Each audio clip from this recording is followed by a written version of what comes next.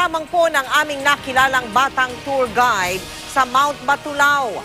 Kilalanin natin sila sa pagtutok ni Michael Fahati.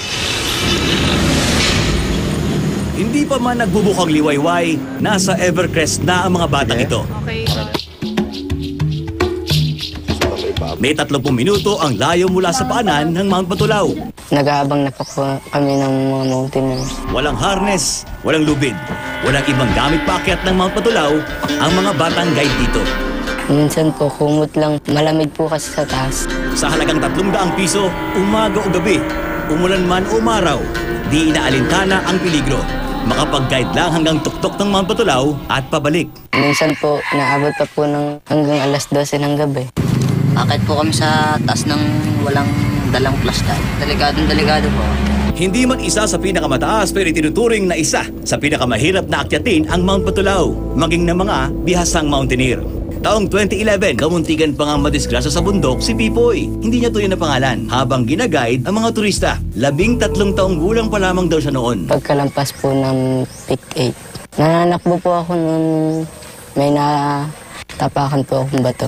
Nagdire-diretso po ang takbo ko nung buti po may nakapitan ako. Dito na lang sila na pumunting na pahiga yung anak ko akit. Ang sabi ho namin huwag na mag-guide ang mga bata rito, yung mismo mga bata ho. Pinipigilan ho namin yan. Pero akyat baba ulit ng Mount Batulao si Pipoy.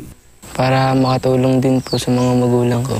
Ang Department of Labor and Employment o DOLE, nababahala. Kung yan ay hazardous or dangerous yung pinupuntahan nila as tour guides, definitely exploitation yan. And therefore prohibited yan. Responsibilidad daw ng lokal na pamahalaan na protektahan ng mga bata. Ito ay dapat nag-aaral during school year.